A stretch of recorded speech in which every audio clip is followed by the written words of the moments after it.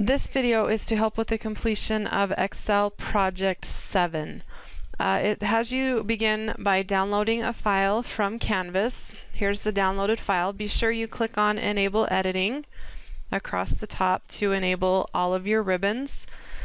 It tells us to remember our formatting for headings, subheadings, column headings, and then we'll be adjusting our width and everything. Now, I did not put in the information in this time column because if we try to type it like the instructions look, we want 8 o'clock space PM, it tries to automatically adjust it to a different format.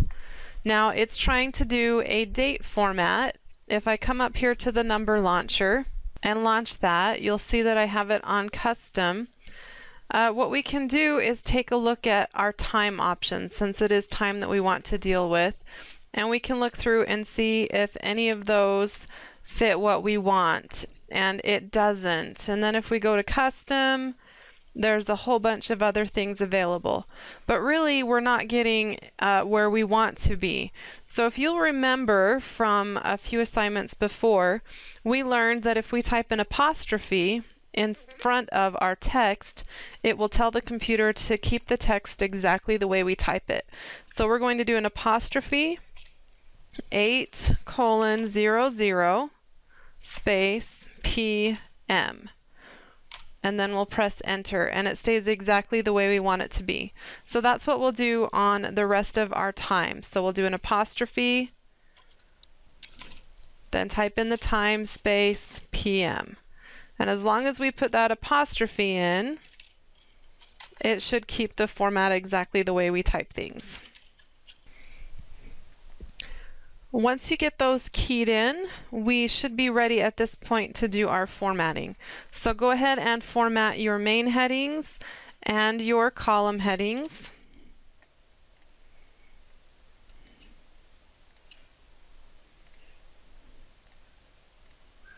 And then you can go ahead and adjust your column widths.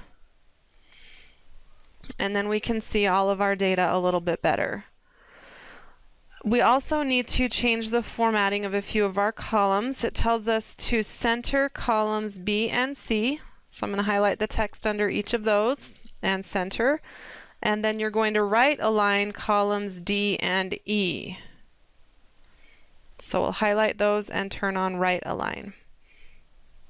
Then we need to center horizontally and vertically.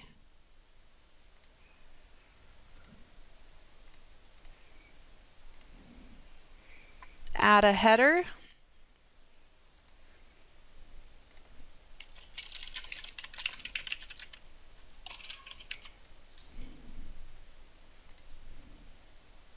Then I'm going to change my view back to normal. We also should probably go ahead and run a spell check at this point. Now it is going to stop on a few things that are spelled correctly. Just compare it to the instruction sheet and make sure that they're okay. So mine stopped on punked.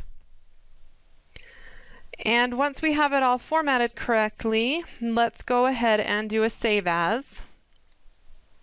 Change to your student drive,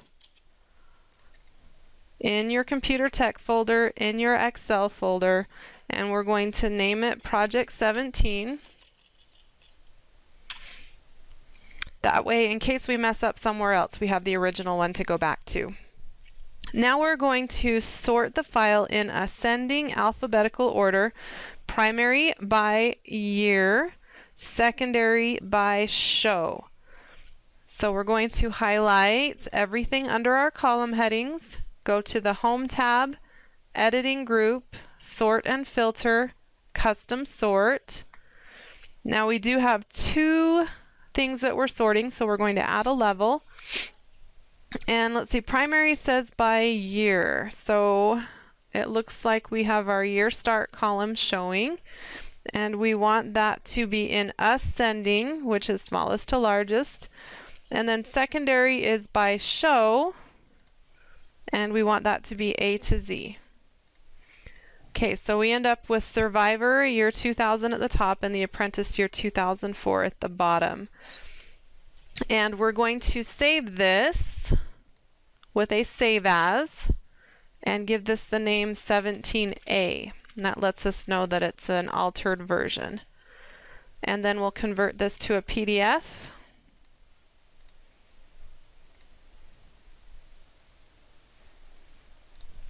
And we're ready for part 2. Part 2 tells us to create a filter for shows beginning after the year 2002. Now, filtering is a new concept, but a very helpful one. To access filtering, you just need to click somewhere under one of your column headings, in any cell underneath a column heading. And then we're going to go to our Data tab, and we have a Sort and Filter group. It has a lot of the same features that you find back on the Home tab, but we're going to click on this Filter button, and what it does is it tries to identify our column headings for us, and it adds a little arrow next to those column headings. Now this one tells us we want to do a filter for shows beginning after 2002, so we know we're dealing with the year started. So we're going to click on the drop down arrow and see what we have. We can sort it by this column. We can sort it by colors if we had colors involved. We have number filters. Now one thing we could do is just remove the check marks from everything other than 2003 and 2004. But if we had a ton of years on here, that's not a very good option. So a better option is to come here to the numbers filter and say that we want to only see numbers that are greater than a certain number. So we're going to click on greater than. So we want our year start to be greater than 2002. Now if we put greater than 2002, it will not include 2002. Now there is a greater than or equal to. If we chose that, then it would do 2002 and higher. But we only want them after 2002. So we're going to keep it as is greater than 2002. And then we'll click on OK. And what it does is it hides all of them that don't meet that criteria. Now if you look over at your row numbers, notice it goes from 3 to 9. So 4 through 8 are hidden. And we can get those unhidden by removing the filter. But we want to keep it the way it is here. And now that we have it filtered, it says to sort it in ascending order by show. So I can then come here to the show drop down and I can just click on sort A to Z, and it goes ahead and rearranges those. So I have America's Next Top Model at the top and The Apprentice at the bottom, and my dates are correct. Now the good thing about adding these little filters on is we don't have to highlight the text before we perform a sort. It keeps things together the way it needs to and moves only the things that need to be moved. So a really neat feature. All right, with this being filtered, we want to go ahead and do a save as and name this one 17B. Now the other great thing about filters is that these little arrows do not print. If I were to go to save and send and create my PDF, when it pulls up the finished version that you'll turn in, notice the arrows don't show. Only the original text does. All right, you're ready to submit this to Canvas.